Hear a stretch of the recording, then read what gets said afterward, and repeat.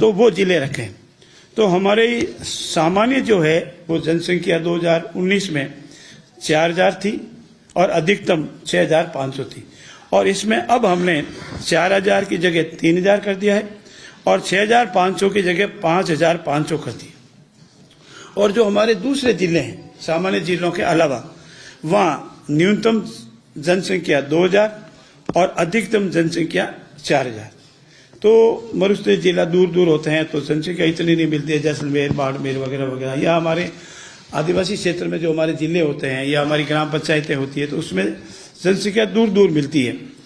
और इसी तरह हमारे जो 3000 की जो सामान्य संख्या है उस पर 7 वार्ड बनेंगे, और अगर 1000 जनसंख्या बढ़ती है तो प्रत्येक 1000 पर 2 या उससे अधिक वार्ड बनेंगे। ये सामान्य प्रक्रिया के तहत रखी है। और हमारा ये भी निर्णय है कि हम धीरे धीरे कर इसकी एक निश्चित तारीख भी तय करेंगे। 20 दिन के अंदर अंदर जो भी अपने प्रस्ताव लाना चाहे वो प्रस्ताव जिला कलेक्टर के यहाँ पेश कर दे।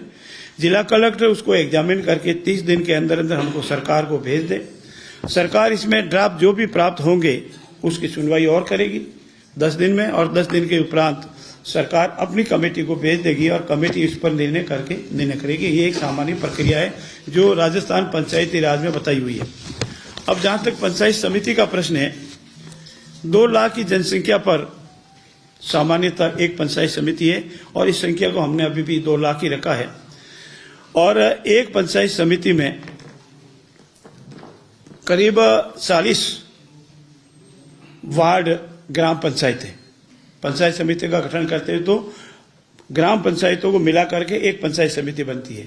तो 40 रखी थी, पूर्व में भी सामान्य में 40 है, और नवसर्जित निकाय जो हमारे अब जो बनेंगे जिसमें जो हमारे सामान्य है उसमें 25, अब हमने जो तय किया है 40 के स्थान पर 25 ग्राम पंचायत अगर हो जाएगी तो वो पंचायत समिति बनने की योग्यता रखती है, पंचायत समिति बन सकती है, 2-4 ऊपर नीचे हो सकती है। और जहां तक हमारे जिला परिषद का विषय है, 4 लाख पर एक जिला परिषद है और 1 लाख या उससे अधिक बढ़ने पर 2 अतिरिक्त वार्ड बढ़ सकेंगे। ये सामान्य प्रक्रिया में पंचायतों के पुनर्गठन की अधिसूचना नियमानुसार जारी होगी। ये तो पहला था। और दूसरा, आप सब इंतजार ही कर रहे हैं कि जिलों के पुनर्गठन का क्या हुआ। मित्रों, हमारे राजस्थान 1956 में बना और 1956 में बनने के उपरांत करीब लंबे समय तक सभी जिले हमारे यहाँ थे, और 56 के बाद 2023 तक इस कालावधि में, ये कालावधि करीब लंबी 67 ईयर्स होती है, इसमें 7 जिले नए बने। और पूर्ववर्ती सरकार ने अपने कार्यकाल के अंतिम चरण में, जिसका मैं अभी आपके सामने विस्तृत निवेदन भी करूंगा, 17 नवीन जिले, 3 नवीन संभाग की घोषणा की, और जिसके अधिसूचना 5 अगस्त 2023 को जारी की। आप सभी मित्र वाकिफ है कि हमारी जो पिछली बार ये जो घोषणा हुई थी चुनाव की आचार संहिता, इसके 1 दिन बाद ही लग गई थी। तो आचार संहिता से 1 या 2 दिन पहले नवीन जिलों और नवीन संभाग बनाने की घोषणा व्यवहारिक नहीं थी, ठीक नहीं थी। और इसके मोटे मोटे जो कारण हमारी कमेटी ने प्राप्त किए, आपको जानकारी है कि हमारा संकल्प था कि व्यवहारिक रूप में जो जिले हैं, वित्तीय संसाधनों की उपलब्धता है कि नहीं है, प्रशासनिक आवश्यकता है कि नहीं है, कानून व्यवस्था उससे ठीक होगी कि नहीं होगी, और सांस्कृतिक सामंजस्य होगा कि नहीं, इत्यादि मोटे मोटे तौर पर ये बिंदु होते हैं। और इनको पूर्ण रूप से अनदेखा किया गया, जनसंख्या को अनदेखा किया गया।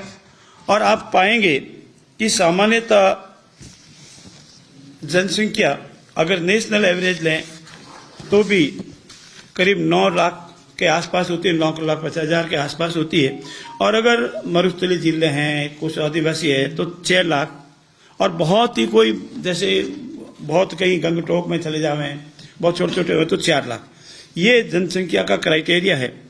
और सामान्यतः 6 या 6 से ज्यादा तहसीलें होनी चाहिए, या कोई और जैसे मैंने कहा शहरी क्षेत्र आदिवासी हो तो 6 और बहुत ही कोई हिंदुस्तान का बहुत छोटे छोटे हो तो 4 तहसीलें। ये मोटा मोटा क्राइटेरिया, इसमें कोई एक निश्चित मापदंड नहीं, लेकिन सामान्यतः एक क्राइटेरिया है। पूर्ववर्ती सरकार ने इनकी सबकी अनदेखी की और आप देखेंगे कि 6 से कम 6, 7, 8, 9 6, 7, 8, 9 सामान्यतः तहसीलें होनी चाहिए और अनेक जिले ऐसे आए जिनमें ये जनसंख्या नहीं थी। और बिना 4 बातें जो मुख्य रूप से मैं आपसे निवेदन करूंगा वो ये कि इतने जिले की आवश्यकता अगर होती इसका परीक्षण किया जाता, वित्तीय संसाधनों की उपलब्धता की घोषणा की जाती, प्रशासनिक लवाजमा कहां से आएगा इतना एक साथ उसका परीक्षण किया जाता, संभाग स्तरीय जिला स्तरीय जो इंफ्रास्ट्रक्चर है जिसको बिल्डिंगें कहते हैं वगैरह ऑफिस कहते हैं वो बनेगा कि नहीं बनेगा, इन सब को अनदेखा किया और 17 जिलों और 3 नव गठित पंचायत समिति संभागों की घोषणा की। और इसमें यह भी महत्वपूर्ण है कि इसमें न तो पद सृजित किए, न कार्यालय भवन की उपलब्धता को कोई सुनिश्चितता की, न विभागों हेतु बजट सुनिश्चित किए। तो जब आप पद सृजित नहीं कर रहे हो तो उस नवीन जिले में जाके कौन बैठेगा? अगर आप कार्यालय भवन की उपलब्धता नहीं है, उपलब्धता की व्यवस्था नहीं करो, टेम्परेरी करो, परमानेंट करो, जैसे भी हो तो कैसे होगा? विभागों हेतु बजट अगर सुनिश्चित नहीं करोगे तो कहां से आएगा? पूरे जितने भी जिले बने उसमें से सिर्फ 18 विभागों में पद सृजन की अधिसूचना की, बाकी किसी में नहीं की गई। इसलिए हमारी सरकार ने आते ही एक तो हमारी मंत्रिमंडलीय उप समिति बनाई और हमारी मंत्रिमंडलीय उप समिति ने पाया कि ये जिले व्यवहारिक नहीं है, ये जिले जनहितार्थ नहीं है, ये जिले राजस्थान सरकार या राजस्थान राज्य पर अनावश्यक भार डाल रहा है। हमारी कमेटी ने यह भी पाया कि इन जिलों की उपयोगिता बिल्कुल नहीं है और बिना उपयोगिता बिना संसाधनों के जिलों की घोषणा करना किसी भी रूप में ठीक नहीं है। जब 67 ईयर्स में 7 जिले बनते हैं तो एक हफ्ते में, 2 हफ्ते में या 1 महीने में 17 जिले बनाना किसी तरह से उपयोगी नहीं है। इसीलिए कमेटी की सहयोग हेतु, मंत्रिमंडलीय समिति की सहयोग हेतु हमने एक एक्सपर्ट कमेटी भी बनाई और सेवानिवृत्त IAS डॉक्टर ललित के पवार की अध्यक्षता में कमेटी बनाई।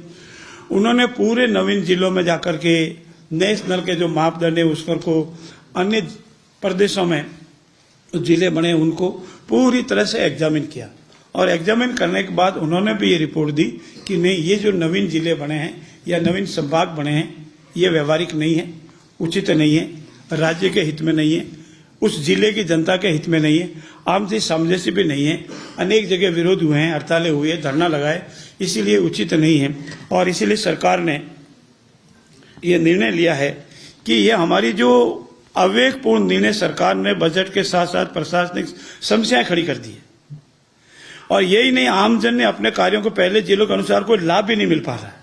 ऐसी स्थिति में हमारी सरकार ने तमाम परेशानियों को ध्यान में रखते हुए इस संबंध में समीक्षा करने हेतु जो हमारी समिति बनाई थी, हमारी जो एक्सपर्ट कमेटी बनाई थी, उनकी जो रिपोर्ट आई उनके आधार पर हमने तय किया है कि नवीन जिलों जो बनाए गए हैं उनको हम नहीं रखेंगे, उन जिलों की अभी आवश्यकता नहीं है और जो हमारे 3 संभाग बने हैं उनकी भी आवश्यकता नहीं है।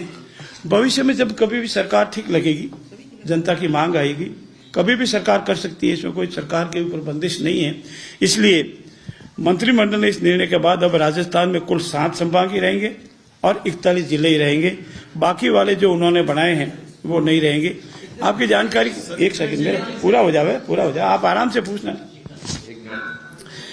एक जाते जाते उन्होंने मालपुरा, सुजानगढ़ और कुचामन सिटी 3 जिले और बनाए थे, लेकिन उसकी विधिवत अधिसूचना नहीं हुई थी और न उनका गठन हुआ था, इसलिए इसको भी, चूंकि वो गठन ही नहीं हुआ था इसलिए इसको भी मंत्रिमंडल ने सरकार ने मान लिया, इसकी भी आवश्यकता नहीं है। बाकी जिले यथावत रहेंगे। सरकार पूरा कोशिश करेगी कि हमारे जिले प्रशासनिक दृष्टि से सुदृढ़ता से कार्य करे। जनहित में कार्य करे, हमारी बजट घोषणाओं सरकार की योजनाओं को जनता तक पहुंचावे और इसमें किसी तरह की कोई विवाद नहीं रहे। भविष्य में भी समय अनुकूल हम इस संबंध में और भी निर्णय लेंगे। ऐसी स्थिति में ये जो हमारा जिलों के पुनर्गठन का जो विषय था वो आज इस समय मंत्रिमंडल समिति ने, हमारे मंत्रिमंडल में निर्णय लिया गया है कि नवीन जो जिले बने थे वो नहीं रहेंगे और जो 3 नए संभाग बने थे वो नहीं रहेंगे।